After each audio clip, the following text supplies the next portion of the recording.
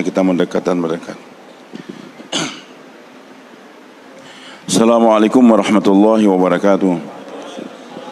Bismillah, alhamdulillah, wassalatu wassalamu ala rasulillah Sayyidina Muhammad ibn Abdullah wa ala alihi wa man ittaba'ahu da amma ba'd. Fa'udhu billahi minasyaitanir rajim. Bismillahirrahmanirrahim. Wa in tuti'uhu tahtadu. Wa yaqul aidan walladzina jahadu fina lanahdiyannahum subulana wa innallaha lama'al muhsinin. Wa yaqulu Rasulullah sallallahu alaihi wasallam man khafa adlaja wa man adlaja balagal manzilah ala inna silatul ghaliyah ala inna silatul jannah. Wa yaqulu aidan ghazwatun fil bahri khairun min asyrati ghazwatin fil barr atau kama qala Nabi sallallahu alaihi wasallam. Para ulama hadirin yang dimuliakan oleh Allah Subhanahu wa taala. Alhamdulillah, lagi-lagi kita bersyukur pada Allah, khususnya saat sekarang ini Allah berikan taufik pada kita untuk datang di salah satu rumah Allah, yaitu di Masjid As-Sajid ini, mengerjakan salat maghrib berjamaah. Bahkan kita sudah niat untuk sabarkan lagi diri kita sampai nanti mengerjakan salat Isya berjamaah. Juga bagi ahbab yang ada di Tenggarong ini, kita harapkan habis Isya kita perpanjang lagi untuk sama-sama bermuzakarah, memanfaatkan waktu kita untuk ini agama. Hadirin yang dimuliakan oleh Allah Subhanahu wa taala. Perkara yang sangat penting dalam kehidupan kita ini adalah hidayah, bimbingan dari Allah Subhanahu wa taala. Karena bagaimanapun juga kita sebagai manusia, Allah ciptakan dalam keadaan lemah. Wa khuliqal insanu dha'ifa. Manusia diciptakan dalam keadaan lemah. Segala-galanya fisik kita lemah. Pandangan kita pun juga di hari pertama sangat lemah. Pendengaran juga. Begitu pula pemikiran kita, apalagi waktu lahir sangat lemah sekali. Maka hadirin, fakta yang Allah jelaskan, manusia itu lemah, memerlukan bimbingan khususnya dari penciptanya, dari Allah Subhanahu wa taala. Dan Allah itu adalah Tuhan, Rabb, gaib, tidak nampak. Bagaimana supaya manusia terbimbing dalam kehidupan dia tadi? Maka Allah Subhanahu wa taala terpilih para anbiya alaihi salatu wasalam, manusia biasa, lahir daripada rahim para ibu. Kehidupan dan kematian, begitu pula keperluan-keperluan ada pada itu para anbiya. Mereka juga makan, juga mereka minum, mereka juga kawin. Tapi mereka dapat bimbingan langsung daripada Allah untuk membimbing kehidupan ini manusia. Nah hadirin yang dimuliakan oleh Allah Subhanahu wa taala, dikirimnya para anbiya tersebut agar manusia terarah dalam kehidupan dia, ada contoh dalam kehidupan. Begitu pula hadirin yang dimuliakan Allah, tidak hanya Allah kirim itu para nabi, tapi Allah kirimkan kitab-kitab suci dari langit agar manusia memahami bagaimana mengarungi kehidupan dengan benar. Maka perkara yang sangat penting saya katakan tadi dalam kehidupan kita ini adalah hidayah, bimbingan dari Allah Subhanahu wa taala. Hadirin yang dimuliakan oleh Allah, hidayah yang akan menghantarkan kita baik kepada kehidupan yang benar di dunia ini, nanti sampai menghantarkan kita kepada surganya Allah Subhanahu wa taala. Karena hidup di dunia sementara 60 sampai 70 tahun, tapi di akhirat adalah kehidupan yang selama-lamanya. Kehidupan yang selama-lamanya hanya dua nanti di akhirat, di surga ataupun di neraka. Di surga selama-lamanya dan di neraka juga adalah selama-lamanya. Maka hadirin, kehidupan yang pendek di dunia ini sangat menentukan kepada kehidupan yang panjang di akhirat.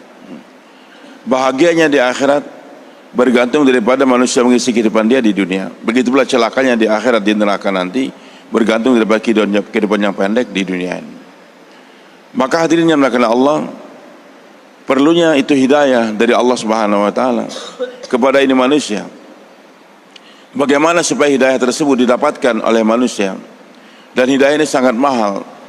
Walaupun hidupnya miskin, enggak punya apa-apa, hanya punya gubuk saja, kendaraan tidak punya, berjalan kaki saja dia. Makan pun kadang ada, kadang tidak ada. Tapi kalau ada hidayah, itu orang pasti dan pasti akan diberikan kebahagiaan dalam kehidupan dia di dunia dan kehidupannya yang abadi nanti, kebahagiaan di akhiratnya Allah Subhanahu wa taala. Bapak-bapak yang dimuliakan Allah, bagaimana supaya hidayah kita dapatkan dalam kehidupan kita di dunia ini? Maka yang pertama kita harus mendoa. Kita harus mendoa. Karena yang berhak untuk memberikan hidayah hanyalah Allah. Hanyalah hidayah. Hidayah hak patennya Allah. Bahkan para nabi sendiri, begitu pula Sayyidul Anbiya Nabi kita Muhammad SAW, manusia pilihan Allah, beliau tidak berhak, tidak punya hak untuk memberikan hidayah kepada orang yang beliau cintai. Innaka la tahdi man ahbabta walakinallaha yahdi man yasha. Engkau sendiri wahai Muhammad SAW tidak akan bisa memberikan hidayah kepada orang yang kau cintai. Kepada orang yang dicintai saja nggak bisa memberikan hidayah, apalagi kepada orang yang tidak beliau cintai. Maka Allah jelaskan, innaka la tahdi, sesungguhnya engkau wahai Muhammad SAW tidak akan bisa memberikan hidayah kepada orang yang engkau cintai. Walakinallaha yahdi, tapi Allah Subhanahu wa taala yang akan memberikan hidayah kepada orang yang Dia kehendaki. Hadirin yang dimuliakan Allah, maka karena ini hidayah hak patennya Allah, kita hanya minta kepada Allah. Maka ini umat Nabi Muhammad SAW diwajibkan untuk mendoa minta hidayah berapa kali? Minimal 17 kali sehari semalam. Setiap rakaat kita diwajibkan untuk membaca surat Al-Fatihah dari Bismillahirrahmanirrahim, Alhamdulillahirabbil alamin sampai di pertengahan ayat ihdinas shiratal mustaqim. Ya Allah, berikanlah kami hidayah untuk menuju ke jalan yang lurus. Doa minta hidayah ini adalah diwajibkan berapa kali tadi? 17 kali sehari semalam. 4 kali waktu sholat zuhur, 4 kali waktu asar, 3 kali waktu maghrib, 4 kali waktu isya, dan 2 kali waktu sholat subuh. Kalau dia hanya mendoa 15 kali saja, zuhur dia mendoa, asar dia mendoa, maghrib dia mendoa, isya dia mendoa, subuh enggak doa, enggak sholat, maka 1 kali saja enggak sholat, jadi 2 kali enggak mendoa sehari, hanya 15 kali, itu nama dia sudah terpampang di pintu api neraka jahanam. Karena ujar Nabi SAW, siapa yang sengaja meninggalkan 1 sholat saja, maka nama dia sudah tercantum di pintu api neraka jahanam. Jadi enggak boleh kurang. Berapa kali kita mendoa? 17 kali sehari semalam. Bahkan digalakkan ini umat berdoa 40 kali. 40 kali. Karena selain 17 rakaat yang kita sholat difadlukan ya Allah, tambah lagi 12 rakaat yang muakkadah, 2 rakaat sebelum subuh, nanti 4 rakaat sebelum zuhur, atau 2 rakaat sebelum zuhur, 4 rakaat sesudah zuhur, nanti 2 rakaat sesudah maghrib, 2 rakaat sesudah isya, tambah lagi dengan witir 3 rakaat. Tahajud 8 rakaat. Jadi 40 kali kita mendoa setiap hari, minta kepada Allah agar diberikan hidayah oleh Allah Subhanahu wa taala. Bersedia insyaallah, minta terus selain salat, ya Allah berikan saya hidayah untuk menuju jalan yang Kau ridhai. Maka Nabi SAW juga setiap hari mendoa selain dalam Al-Fatihah, Allahumma inna nas'alukal huda wat tuqa wal afafa wal ghina. Ya Allah, saya minta hidayah dalam kehidupan, baru nanti wat tuqa, ketakwaan, mengarungi kehidupan jangan berbuat maksiat, wal afafa, dan juga minta dari Allah supaya dalam kehidupannya ada sifat afaf, jadi enggak minta-minta kepada orang, wal ghina, dan diberikan kecukupan dalam kehidupan sehingga tidak menengadahkan tangan kepada orang lain. Baik, yang kedua hadirin Allah, selain kita tayangkan dengan lisan kita mendoa minta kepada Allah akan berikan hidayah, maka Allah katakan yang kedua supaya hidayah didapatkan, wa yahdi ilaihi man anab wa yahdi ilaihi man yunib. Allah hanya memberikan hidayah kepada orang yang di hatinya ada keinginan, ada inabah. Lisan dia ucapkan ihdinas shiratal mustaqim, ya Allah beri saya hidayah, tapi ucapan lisan enggak didengar oleh Allah tanpa dibarengi oleh suara nurani di hati kita. Lisannya ingin tapi hatinya juga ingin, sesuai antara doa dengan keinginan di hati dia. Betul-betul saya ingin dapat hidayah dari Allah Subhanahu wa taala. Karena yang Allah pandang bukan cuma ucapan lisan, tapi Allah pandang juga adalah apa yang terbetik di hati itu manusia. Dan Nabi SAW telah sabdakan, innallaha la yaqbalu du'aan min qalbi rajulin ghafilin lahin. Allah tidak akan menerima doa dari seorang laki-laki yang hatinya lalai. Lisannya mendoa tapi hatinya enggak tawaju, kesana kemari, tidak bisa. Minta hidayah tapi harus dibarengi dengan keinginan yang kuat dari hati kita. Ya Allah, saya minta hidayah ya Allah, tapi hati kita memang ingin. Umpamanya nih, anak kita bebinian, putri, gadis, dilamar orang. Maka kita niat, ya Allah, saya ingin kawinkan putri saya dengan sunnah Rasul, dengan secara perkawinan Islami. Kita doa, ya Allah, mudahkan saya untuk kawinkan putri saya ini dengan ridhamu ya Allah, dengan cara kehidupan Rasulmu. Tapi di hatinya terbetik, nanti kalau saya kawinkan dengan cara sunnah, dikira hari kematian katanya. Nggak ada musik, nggak ada keramaian macam-macam begitu. Jadi ingin lisannya mendoa tapi hatinya tidak ada keinginan. Ya Allah, berikan saya kekayaan ya Allah, yang halal. Tapi di hatinya memang sudah bergelimang dengan perbuatan dosa, korupsi dan sebagainya, main judi dan sebagainya. Tapi kalau saya mau makan yang halal saja, bisa makan nggak saya ini? Sementara sumber pencaharian saya kebanyakan dari benda-benda yang haram. Maka kalau hanya lisan mendoa, tapi tanpa dibarengi oleh kekuatan hati, Allah tidak akan terima. Kita minta hidayah, tapi hati kita juga ingin. Insya Allah kita niatkan demikian, Pak. Yang ketiga, hadirin, bagaimana hidayah kita dapatkan selain kita mendoa dan hati kita ingin? Maka Allah katakan yang ketiga, Alif Lam Mim, Dzalikal kitab la raiba hudal lil muttaqin. Alif Lam Mim, Dzalikal kitab, itulah kitab suci Al-Quran. La raiba fi, Al-Quran tidak ada keraguan di dalamnya. 30 juz dari Al-Fatihah sampai An-Nas itu semua tidak ada keraguan. Tetapi masih banyak orang yang meragukan Al-Quran. Orang-orang kafir ragu kepada Al-Quran. Banyak mereka yang merobek Al-Quran, membakar Al-Quran. Jangankan orang kafir, orang Islam sendiri masih banyak yang meragukan Al-Quran, sehingga mereka bersuara, itu kan gak relevan sekarang, harus diganti dan sebagainya. Seakan-akan dia lebih paham dari Allah dan Rasulnya. Padahal Allah katakan Quran itu gak ada keraguan, tapi masih banyak orang yang meragukan. Salahnya salah siapa? Salah Al-Quran kah atau salah dia kah? Maka Allah katakan fi qulubihim maradun, di hati mereka ada penyakit. Di Qurannya nggak ada penyakit, cuma di hati mereka ada penyakit. Jam 12 siang kita lihat memandang ke langit, matahari terang betul, warnanya putih. Kan semua orang di bumi, di Tenggarong khususnya nih, jam 12 atau setengah 12 kita pandang, cuaca pun tidak kabut, nggak hujan, kita pandang matahari warnanya adalah putih, sepakat semua matahari warnanya putih. Tapi ada orang sakit mata, tahi matanya sing banyakan, tahi matanya hibak di mata, penuh dengan tahi mata. Ketika dia memandang ke langit, ternyata warna matahari apa? Kuning. Dia marah, dia bawa pedang, kalian semua bungul, bodoh. Matahari itu kuning, saya lihat dengan mata saya sendiri. Awas kalau nantang saya tebas kalau dia punya leher. Dia marah-marah, ngamuk lagi. Jadi yang salah itu siapa, Pak? Mataharinya kah atau matanya kah? Matanya yang salah. Sedang ada tahi mata. Al-Quran itu suci, Pak. Nggak ada keraguan. Tapi kenapa orang meragukan Al-Quran? Karena di hatinya ada kotoran, Allah katakan. Hatinya ada kotoran. Nah, itu Al-Quran yang tidak ada keraguan di dalamnya. Bahkan Allah berjanji, semakin maju perkembangan teknologi manusia di dunia ini, ataupun penemuan-penemuan yang benar tentang keadaan alam ini nanti, semakin membuktikan benarnya Al-Quran. Jadi Al-Quran up to date, bukan out of date, bukan. Jadi senantiasa Al-Quran semakin hari semakin nampak kebenarannya.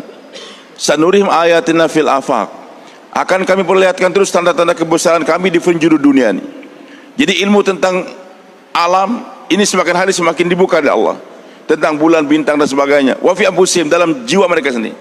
Dalam ilmu tentang kedokteran, tentang tubuh manusia ini semakin hari semakin Allah bukakan, semakin Allah nampakkan. Baik itu alam ataupun tentang tubuh manusia semakin nampakkan. Untuk apa? Hatta yatabayyana annahu haq, sampai mereka yakin bahwasanya Allah, sampai mereka yakin bahwa agama Islam itu adalah hak, Al-Quran itu adalah hak. Jadi semakin maju nanti ke ilmu manusia tentang pengalaman ataupun tentang alam ini, ataupun tentang tubuh mereka sendiri, semakin membuktikan benarnya Al-Quran, semakin benarnya Al-Quran. Ini seperti sekarang orang mulai berbondong-bondong masuk Islam, disamping dengan dakwah dan sebagainya. Tapi dengan penyakit corona ini Orang pun mulai berbondong-bondong masuk agama Islam. Yang tadinya menghina jilbab, nggak boleh pakai jilbab, nggak boleh pakai burkah, pakai bukan pakai cadar saja. Di Arab itu pakai burkah namanya. Jadi baju itu dilarang di Cina. Sekarang laki-laki aja pakai cadar juga, pakai jilbab, misalnya pakai masker, terpaksa pakai plastik, pakai burkah. Sehingga larangan pakai jilbab dengan burkah dilarang dibebaskan dalam di Cina sekarang. Hadirin yang Allah Subhanahu wa taala, timbulnya berbagai penyakit tersebut di mana, Pak? Al-Qur'an sudah menjelaskan sejak 15 abad yang lalu. Allah katakan agar kamu hidup sehat, ikuti para nabi. Ikuti para nabi. Bukan hanya cara makan, bukan hanya cara sholat, puasa, zakat dan haji, itu jelas. Tapi dan semua nabi itu sehat, Pak. Semua nabi sehat. Nabi Ayub pernah sakit memang, ujian, tapi badan beliau enggak kotor. Riwayatnya mengatakan Nabi Ayub pernah dengan korengan, dengan ulat. Itu enggak benar, riwayat Israiliyat. Riwayat yang dibodoh-bodohin oleh Israel, Yahudi. Nabi Ayub memang sakit, tapi beliau katakan anni masani ad-dur, ya Allah saya lemas betul-betul. Hanya lemah saja. Tapi badan beliau tetap bersih. Dan semua nabi itu orangnya ganteng-ganteng, Pak. Maaf nih, nggak ada nabi yang buta, nabi yang hidungnya pesek, maaf nggak ada. Semua posturnya nabi itu adalah sempurna, Pak. Nabi yang pincang nggak ada, Pak. Nabi yang pincang tidak ada. Kenapa? Di antaranya faktor mereka itu sehatnya mereka, selain ibadahnya benar, juga makannya benar. Makannya benar. Sampai supaya Al-Quran membimbing kita hari ini supaya kamu sehat, ikuti makannya para nabi. Bukan hanya ikuti sholatnya nabi, ikutnya puasa nabi, ikutnya zakatnya nabi, makannya para nabi pun kamu ikuti. Sehingga Nabi kita Muhammad SAW telah sabdakan, saya telah sampaikan tadi malam juga di Samarinda, beliau sabdakan, innallaha amarul mu'minin bima amara bil mursalin. Sesungguhnya Allah memerintahkan kepada orang beriman, kepada kita nih, sebagaimana perintah Allah kepada para rasul, kepada para anbiya. Kemudian Nabi membaca 2 ayat Al-Quran. Yang pertama ujian Nabi SAW, Al-Quran yang membimbing kepada para nabi, ya ayyuhar rusul kulu minat thayyibat wa amalu sholihan inni bima ta'malun alim. Wahai para nabi, wahai para rasul, makanlah yang baik-baik. Jadi Allah mengarahkan kepada para anbiya makan yang baik-baik. Kira-kira kelelawar itu baik kan, Pak? Kan baik tuh, pacat baik enggak? Kelabang baik enggak? Kan jelek-jelek, Pak. Maka para rasul diperintahkan untuk makan yang baik-baik. Kambing baik, sapi baik, ayam baik. Masih banyak yang baik. Ular sanca kan jelek, berbisa, Pak. Jangan. Tapi setelah makan wa amalu sholihan. Jangan habis makan guring, jangan. Beramal soleh lagi, beramal soleh lagi, sholat dan lain sebagainya. Ini ayat kepada para nabi. Ayat kepada orang beriman, ya ayyuhalladzina amanu kulu min thayyibati ma razaqnakum washkuru in kuntum ta'budun. Wahai orang beriman, makanlah rezeki yang baik yang kami berikan kepada kalian. Jadi Allah membimbing manusia untuk mengikuti kehidupan para nabi, bukan dalam sholat, dalam ibadah saja, tapi juga dalam cara makan. Bahkan bukan cuma cara makan, cara buang air pun diajarkan. Makannya diajarkan, membuang makanan ampasnya itu juga diajarkan. Salman Al-Farisi radhiyallahu an, beliau masuk Islam, berjuang bersama dengan Nabi SAW. Beliau ini umurnya panjang, lebih daripada 250 tahun, Pak. Pindah satu agama ke agama. Bahkan ayah beliau yang bertugas menyalakan api di Persia sana untuk disembah. Tapi untuk mencari kebenaran, pindah satu pendeta ke pendeta yang lain, sampai akhirnya berjumpa dengan Nabi kita Muhammad SAW. Suatu saat beliau diajak oleh orang kafir, ya Salman, inna nabiyakum SAW allamakum kulla syai'in hatta al-qira'ah. Wahai Salman, aneh kau punya nabi ini, masa mengajarkan segala sesuatu sampai cara bahera. Bahera bahasa Banjar ini, sampai cara cebok pun diajarkan. Istilahnya nabi apaan ini? Masa kalau Nabi mengajarkan tawaf, mengajarkan sholat itu mending, tapi cara buang airnya diajarkan. Seakan-akan nggak relevan, nggak pantas seorang Nabi kok mengajarkan cara buang air besar. Salman nggak merasa minder, nggak merasa malu, bahkan dia bangga. Beliau katakan, "Na'am, 'allamana Rasulullah SAW. Na'am 'allamana Rasul kullu syai'in hatta al-qira'ah. Betul, Nabi kami Muhammad SAW mengajarkan segala sesuatu, sampai cara buang air besar pun diajarkan, buang air putih pun diajarkan. Itu jangan menghadap kiblat, jangan membelakangi kiblat. Ini diajarkan, Pak. Sebagaimana Islam mengajarkan bagaimana cara di Baitullah sampai ke Baitul Khala. Baitullah ini kan tempat yang paling mulia, Ka'bah, sekitar Ka'bah, Pak. Diajarkan bagaimana cara tawaf di Ka'bah. Di Baitul Khala, tempat yang paling jelek saja istilahnya ini, di WC diajarkan juga. Masuk dengan kaki kiri pakai sendal. Kemudian juga buang air jangan menghadap, jangan belakangi kiblat tadi.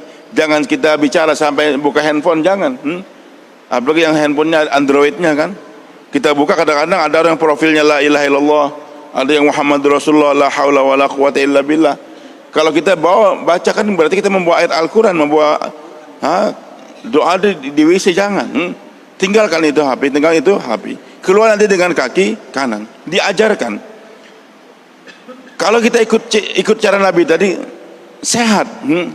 Penyakit-penyakit yang ada sekarang karena makannya ikut syaitan.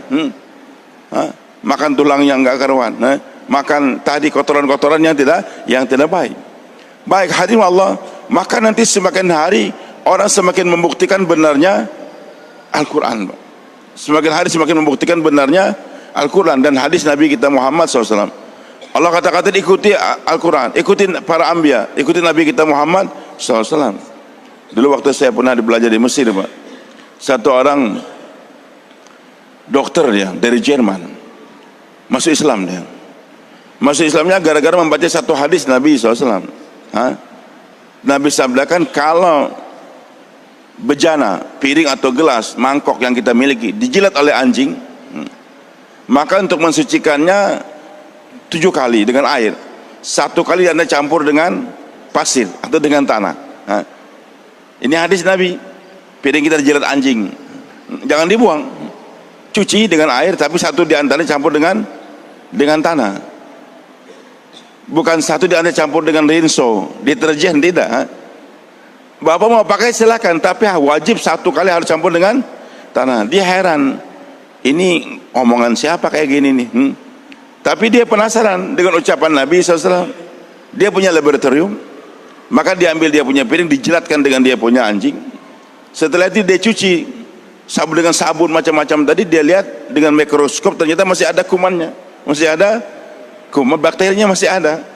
Ketika dia praktekkan dengan hadis Nabi SAW, campur dengan tanah tadi, bersih, bakterinya nggak ada, bakterinya tidak ada. Dia katakan, ini yang ngomong ini bukan sembarangan orang, tapi wahyu dari langit. Dia masuk Islam. Kenapa? Dalam Islam orang yang mati dikuburkan. Sekarang kan kasihan, saya kadang tiap malam nangis, Pak. Sudah kafir dibakar lagi. Ini yang mati-mati yang kena corona di Cina nih diarahkan dibakar. Padahal dalam Islam siapapun yang mati dikuburkan, dikuburkan, Pak. Beda antara dibakar dengan dikuburkan. Orang mereka mengerti kalau dibakar tadi hilang sudah, bukan. Dikuburkan, tanah itu punya kekuatan yang luar biasa untuk menghilangkan bermacam-macam bakteri, Pak. Kuburkan saja dengan baik di dalam tanah tadi, khususnya sampai setinggi badan kita ini, Pak. Jangan kecil kali. Tanamkan betul-betul. Maka itu bakteri tidak akan keluar dengan dipendam dalam tanah tersebut. Ini sudah ketentuan Allah. Tapi manusia kadang punya pemikiran sendiri. Bakar, selesai. Dulu kami sering ke Aceh, Pak. Di Aceh ini aneh. Ganja yang paling banyak di Indonesia ini di mana? Di Aceh. Tapi maaf, ucapan saya ini jangan Bapak ikuti. Maksudnya jangan diamalkan nanti. Itu Kapolda Banda Aceh, Muar Banan, benci banget dengan banyaknya ganja di Aceh. Akhirnya beliau perintahkan bakar semua hutan ganja di Aceh ini. Dibakar. Berapa bulan kemudian beliau naik helikopter keliling Banda Aceh. Ternyata semakin subur. Semakin subur. Jadi biji-biji tunasnya ganja tadi nggak mati dengan dibakar, bahkan hujan turun semakin subur. Maka hadirnya oleh Allah, manfaat daripada tanah untuk menghilangkan bakteri tadi memang sudah ucapan Nabi kita Muhammad SAW. Bahkan ketika banyak wabah penyakit di kota Madinah nih, Nabi SAW pun datang dan terus buat usaha yang namanya dakwah, mendoa dan mendoa, sampai suatu saat para sahabat Nabi lihat ada benda hitam, maaf, kayak perempuan hitam, terburai rambutnya, terbang meninggalkan kota Madinah. Sahabat tanya, apa itu ya Rasulullah? Nabi katakan, itu wabah penyakit yang telah meninggalkan Madinah, pergi ke Juhfah, enggak akan kembali lagi sampai hari kiamat. Jadi hilangnya wabah penyakit, karena dulu Madinah namanya Yasrib. Namanya apa? Yasrib. Setiap orang yang masuk Madinah dipastikan demam, Pak. Dipastikan demam. Maka untuk mengusir wabah yang namanya demam tadi, Nabi enggak panggil para dokter atau dengan menyiapkan berbagai macam pengobatan, tidak, tapi dengan amalan saja. Kembalikan umat kepada ibadah yang benar, sehingga itu terbang. Bahkan Nabi katakan berikutnya, turabul Madinah syifa. Ini debu-debunya Madinah jadi obat.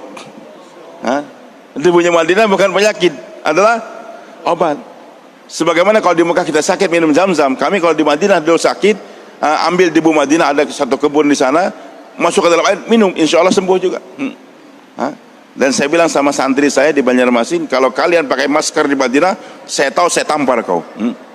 Jadi orang yang pakai masker di kota Madinah itu menghina Nabi kita Muhammad sallallahu alaihi wasallam. Baik, hadirin yang dimuliakan Allah, yang jelas nanti hari demi hari benarnya Al-Quran semakin nampak. Maka hidayah hanya kita dapatkan, Allah katakan dzalikal kitab la raiba fihi, enggak ada keraguan, hudan lil muttaqin, hidayah bagi orang bertakwa. Jadi untuk mendapatkan hidayah kita enggak boleh lepas daripada Al-Quran. Baca Al-Quran tiap hari. Siapa membaca Al-Quran insyaallah? Jangan baca koran saja. Banyak baca koran kepala pusing, Pak. Kalau banyak baca Al-Quran, kepala kita jadi tenang. Allah mudahkan. Yang keempat, bagaimana hidayah kita dapatkan selain kita mendoa, keinginan di hati ada, kita baca Al-Quran. Yang keempat, Allah katakan, wa in tuti'uhu tahdaru. Kalau kamu ikut beliau, ikut Nabi Muhammad SAW, kamu dapat hidayah. Banyak jalan untuk menuju Roma. Banyak jalan untuk menuju Roma. Kalau hendak ke Roma di Italia sana, lewat Jakarta bisa, Singapura atau lewat Australia, kemana saja banyak. Hendak ke lewat Samarinda kah, lewat Bontang kah, lewat mana kah, kan ini sampai juga ke Roma. Tapi hanya satu jalan untuk menuju surga, yaitu jalannya Nabi kita Muhammad sallallahu alaihi wasallam. Enggak banyak jalan ke surga, hanya satu jalan, yaitu jalannya Nabi kita Muhammad sallallahu alaihi wasallam. Maka Allah katakan kepada Nabi kita Muhammad sallallahu alaihi wasallam, ya Muhammad, lau ja'uni min kulli tariq wastaftahu li min kulli bab ma fatahtu lahum illa min waraik. Wahai Muhammad, kalau umatmu ingin datang kepada aku melalui segala membuka segala pintu, menempuh segala jalan, aku enggak akan bukakan kecuali kalau mereka berjalan di belakang kamu. Jadi jalan untuk menuju surga hanya jalannya Nabi kita Muhammad SAW. Lepas daripada jalan Nabi enggak bisa, tidak bisa. Maka cara untuk masuk surga harus ikut Nabi kita Muhammad SAW. Allah perintahkan, wa aqimus shalah, salatlah kamu, dan salat akan membebaskan daripada api neraka jahanam, memasukkan ke surga. Tapi bagaimana cara solat? Harus ikut Nabi kita Muhammad SAW. Beliau katakan, sallu kama ra'aitumuni usolli, solatlah kalian sebagaimana kalian melihat aku solat. Jadi kalau kita solat ikut Nabi, baru solat kita akan Allah terima. Solat nggak ikut Nabi nggak akan diterima oleh Allah Subhanahu Wa Taala. Ini subuh 2 rakaat ada di Quran nggak, Pak? Yang langsung subuh 2 rakaat di Quran, sallu salatul fajr raka'ataini, ada nggak ayat Qurannya begitu? Kan nggak ada. Zuhur 4 rakaat nggak ada di Quran, Pak. Begitulah maghrib 3 dan sebagainya. Nanti tahunya kita berdiri dulu, baru ruku, baru i'tidal, baru sujud. Kan di Quran nggak ada, Pak. Secara langsung. Yang mengajarkan tadi subuh 2 rakaat, zuhur 4 dan seterusnya siapa? Nabi kita Muhammad SAW. Maka bukan hanya sekedar sholat, tapi kamu harus sholat ikut Nabi Muhammad SAW. Sekarang mentang-mentang hafiz Quran dia, semangat sudah. Ikut dakwah sampai 4 bulan keliling dunia. Dia katakan, aku ini mulai bahari sudah sembahyangnya 2 rakaat terus. Sementara iman saya meningkat. Kalau gitu kita sepakat besok musyawarah sama imam, Ustaz Ma'ruf ada, sholat subuhnya 3 rakaat. Allah terima enggak, Pak? Enggak diterima oleh Allah. Walaupun kelihatannya baik, melebihi yang dulu-dulu 2 rakaat, 3 rakaat, Allah enggak akan terima. Karena tidak pernah dicontohkan oleh Nabi kita Muhammad sallallahu alaihi wasallam. Maka cara untuk sampai kepada Allah harus ikut Nabi kita Muhammad SAW. Bahkan ikut Nabi Muhammad berapa jam, Mbak? Waktu sholat saja, waktu haji tidak. Ikut Nabi Muhammad SAW 24 jam. 24 jam. Untuk membuktikan kita ini orang Islam, harus mengucapkan la ilaha illallah Muhammad Rasul, kalimat thayyibah. La ilaha illallah hubungan dengan Allah, hati kita nih. Muhammad Rasul gerak tubuh kita. La ilaha illallah kalimatul iman. Muhammad Rasul kalimatul amal. Beriman dengan hati kita la ilaha illallah, tapi menggerakkan tubuh kita nih harus dengan amal, dengan Nabi kita, cara Nabi kita Muhammad sallallahu alaihi wasallam. Kita yakin Allah yang menciptakan kita, Allah yang mampu berbuat segala-galanya. Tapi kita yakin bahwasanya hanya dengan ikut perintah Allah ada kebahagiaan. Tapi bagaimana kita melaksanakan itu perintah? Harus Muhammad Rasul, ikut Nabi kita Muhammad sallallahu alaihi wasallam. Dan Allah katakan, wa ma khalaqtul jinna wal insa illa liya'budun. Aku tidak menciptakan jin dan manusia kecuali untuk beribadah. Jadi Allah ciptakan kita ini untuk berapa jam beribadah? 2,5 jam sholat cukup enggak? 24 jam. Dari bangun tidur sampai tidur kembali. Bagaimana caranya? La ilaha illallah. Pernah menghitung Pak Pian? La ilaha illallah hurufnya berapa buting? Belum pernah ngitung. Adek? Enggak pernah juga? La ilaha illallah 12 huruf Pak. La itu lam alif 2, ilaha 3, 5 sudah. Illa 3 tanpa tasydid. Allah lafzul jalal 4. Jadi berapa tadi? 8 tambah 4 12. Muhammad juga 4. Rasul juga 4 huruf. Lafzul jalal Allah juga 4 huruf. 3 kali 4 12. 12 tambah 12 24. Maksudnya apa 24? 24 jam. 24 hours. Hidup kita harus beriman kepada Allah, ikut cara Nabi kita Muhammad sallallahu alaihi wasallam. Bagaimana supaya saya menjadi abid 24 jam bisa, hidup saya 24 jam bisa beribadah? Jangan sampai ada kesia-siaan dalam 24 jam. Karena Allah katakan juga dalam ayat yang lain bahwasanya Allah tidak menciptakan segala sesuatu dengan abasan, dengan kesia-siaan. Allah tidak menciptakan sesuatu. Afahasibtum annama khalaqnakum abasan? Apakah kalian mengira kami menciptakan kalian ada kesia-siaan? Hidup kita 24 jam ini nggak boleh sia-sia Pak. Harus diisi dengan apa? Ketaatan kepada Allah. Berapa jam? 24 jam. Sedangkan saya perlu makan, saya perlu minum juga, perlu berjumpa dengan istri saya juga. Maka Imam Ghazali katakan, as-sunnah, al-adah, kebiasaan sehari-hari, kalau kita letakkan sunnah Nabi SAW menjadi ibadah. Kebiasaan, makan, minum, berpakaian, termasuk buang air tadi kan kebiasaan Pak. Kawin, keperluan kita sehari-hari, itu kebiasaan. Tapi kalau kita letakkan sunnah Nabi menjadi ibadah, masuk WC aja, dengan kita ikut sunnah Nabi, masuk kaki kiri, keluar dengan kanan, itu menjadi ibadah. Jadi bukan ibadah cuma waktu kita tawaf di Ka'bah atau waktu kita sekarang di masjid. Di dalam WC 1/4 jam kita masuk dengan cara Nabi menjadi ibadah. Tidur kita jadi ibadah. 6 jam kita tidur jadi ibadah. Sebelum tidur kita berwudu lebih dahulu. Sholat sunnah taubat kah? Baca hadis doa-doa yang diajarkan oleh Nabi SAW. Kemudian juga sebangun tidur kita ucap alhamdulillah. Maka 6 jam kita tidur, dan sebelumnya kita niat ya Allah mudahkan ulun untuk tahajud. Niat untuk tahajud, terbangun, ternyata azan subuh sudah tiba, tapi kita sudah punya niat saja, itu 6 jam tidurnya kita, ujar Nabi, Allah terima sebagai pahala sedekah. Nah makanya Allah katakan untuk sampai kepada aku, selain kita mendoa ihdinas siratal mustaqim, hati kita ada keinginan baca Al-Quran. Tapi yang keempat harus ikut Nabi kita Muhammad SAW. Nggak bisa orang berkuar Pak, alhamdulillah aku dapat hidayah, tapi kehidupannya nggak sesuai dengan ikut Nabi. Sebenarnya hari bedum terus,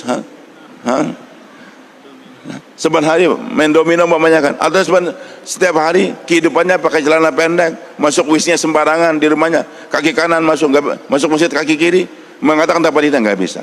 Ukuran orang dapat hidayah 24 jam hidup dia mengkopi kehidupan Nabi kita Muhammad SAW.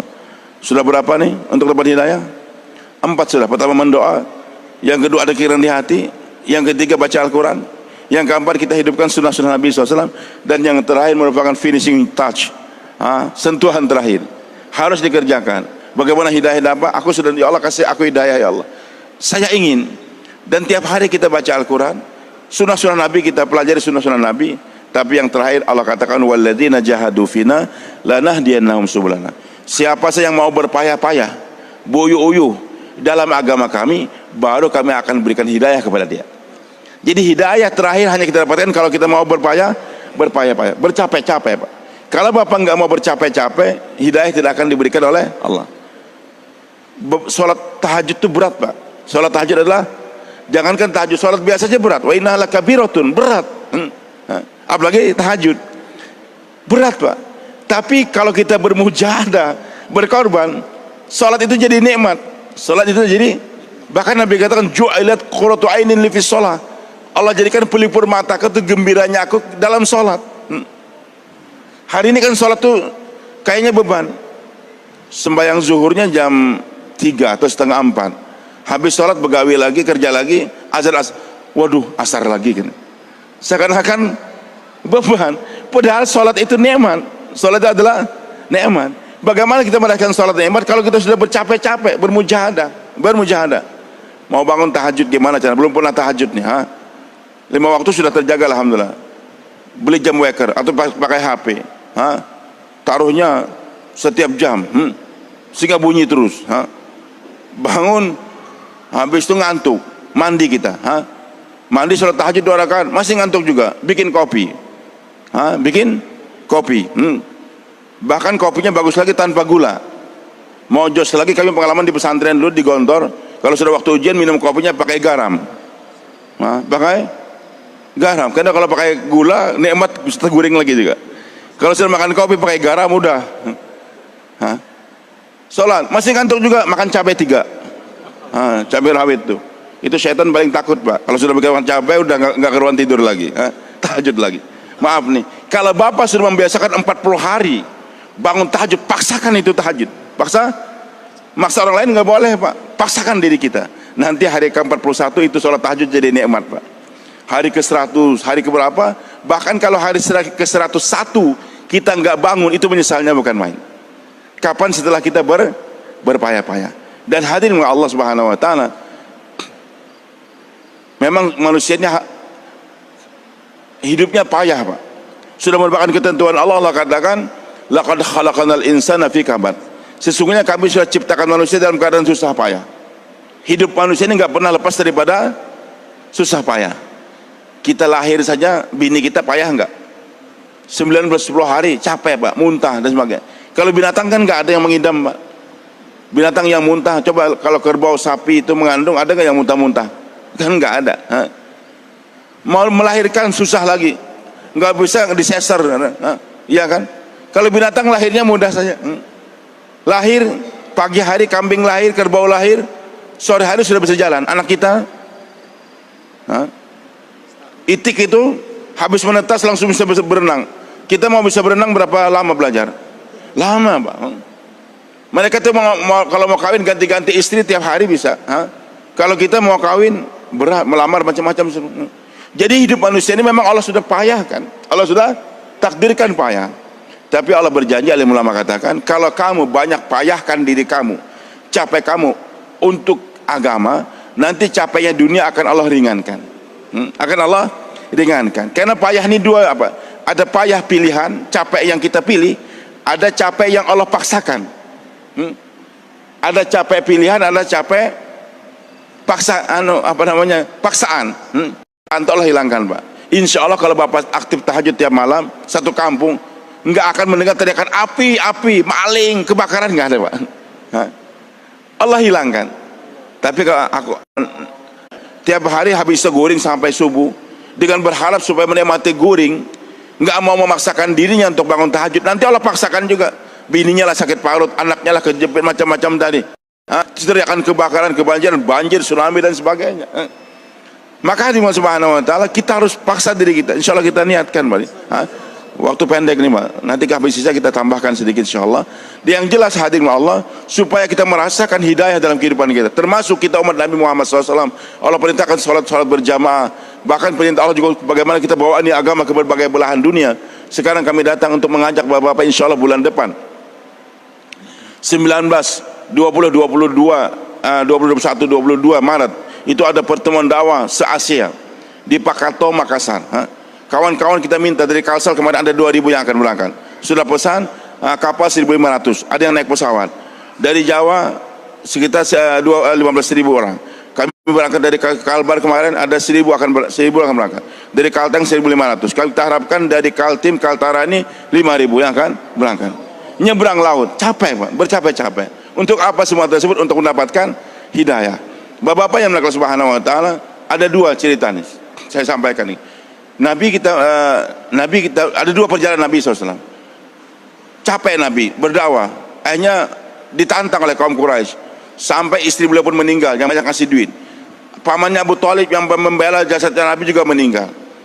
Orang Quraisy semakin menyiksa Nabi SAW. Seakan-akan nggak ada lagi bumi tempat berpijak. Pergi ke Taif ditantang juga. Tapi datang Jibril alaihissalam, wahai Muhammad, silakan bawa ke air Zam-Zam, berwudu, dibawa terbang dan naik borak dari Mekah ke Baitul Maqdis, satu lompatan 1000 km. Sampai di sana ikat boraknya, Nabi SAW bersama para nabi naik tangga Nur, langit pertama kedua sampai ke 7, Sidratul Muntaha, Mustawa, sampai ke satu level. Jibril katakan, wahai Muhammad, kau yang naik, aku nggak bisa. Kalau aku naik aku kebakar. Jumpa langsung dengan Allah, jumpa langsung dengan Allah. Kembali lagi ke Mekah. Kasur Nabi masih hangat. Kasur Nabi masih hangat. Itu kejadian yang luar biasa. Setelah itu Isra Mi'raj, Nabi ceritakan kepada kaum Quraisy. Mi'rajnya belum diceritakan, hanya Isra'nya saja. Dari Mekah ke Baitul Maqdis. Yang masuk Islam berapa, Pak? Berkat perjalanan yang begitu hebat, yang luar biasa, orang Quraisy, gara-gara itu kejadian yang masuk Islam berapa? Berapa masuk Islam? Oh, bahkan sudah Islam sejak dulu. Yang masuk Islam nggak ada, Pak. Bahkan satu orang Islam murtad jadinya. Terprovokasi oleh Abu Jahal. Baik, 2 tahun kepada ini cerita benar, Pak, untuk menunjukkan Nabi Allah terima sudah. Walaupun masyarakat bumi menghina Nabi Allah terima. Dan untuk membuktikan bagaimana hebatnya Allah mampu untuk menjalankan hambanya dengan cara yang super kilat. Baik, 2 tahun kemudian, tahun ke-13 kenabian, Allah perintahkan Nabi untuk hijrah ke Madinah. Jaraknya separuh, 450 km saja. Kalau ini 1000. Waktu hijrah dari Mekah ke Madinah, naik apa Nabi itu? Naik onta kan? Lebih kurang 10 hari perjalanan, Pak. Rumah Nabi oleh 100 pemuda dengan pedang yang tajam. Sentuhkan pedangnya, orang akan mati, pakai racun. Keluar daripada kepungan, masuk ke Gua Thaur, dikejar lagi. Keluar dari sana mau berangkat ke Madinah, dikejar lagi Suraqah bin Malik, mau ditombak lagi. Dihadang lagi 2 perampok, dihadang lagi 50 tentara Bajara. Itu capek betul. Padahal boraknya masih ada, Jibrilnya masih ada kan, belum mati kan Jibril. Kenapa Nabi nggak bilang, ya Allah, tolong pinjamin aku ya Allah, borak yang 2 tahun kemarin, kirim Jibril cepat-cepat, aku bisa dengan, dan lompatnya pun separuh saja, kan bisa, Pak, bisa kan?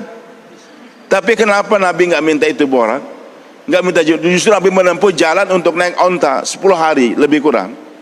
Kenapa, Pak? Karena Allah inginkan bagaimana Nabi itu menjadi asbab hidayah. Maka dengan Nabi berpayah-payah tadi, Pak, ternyata akhirnya apa? Suraqah bin Malik yang mau nembak Nabi masuk Islam, 2 orang perampok yang menghadang Nabi juga masuk Islam, 50 tentara bayaran yang dipimpin oleh Buraidah bin Hasib juga masuk Islam, dan akhirnya Islam tersebar di mana? Di Madinah sana. Kalau Nabi lompat langsung saja ke Madinah, Abu Jahal, Abu Lahab, selamat tinggal, aku sudah sampai di Madinah. Kira-kira yang mau bunuh Nabi itu masuk Islam enggak? Perampok saja. Jadi memang Allah inginkan, Pak, supaya dai bisa menggait orang, harus berpayah-payah. Maka kalau Bapak nggak mau berpayah-payah, hanya diam saja di rumah, nggak bisa untuk ya sebab hidayah. Maka hari ini kami mengajak Bapak-Bapak, selain kita bercapek-capek, Pak, bangun tahajud malam hari, berjalan kaki kita bolak-balik ke masjid ini, kemudian juga dakwah kita bawa sampai kita nyebrang laut, berpayah-payah lagi 10 kali lipat, baru Allah akan jadikan kita asbab hidayah. Bersedia insyaallah, Pak.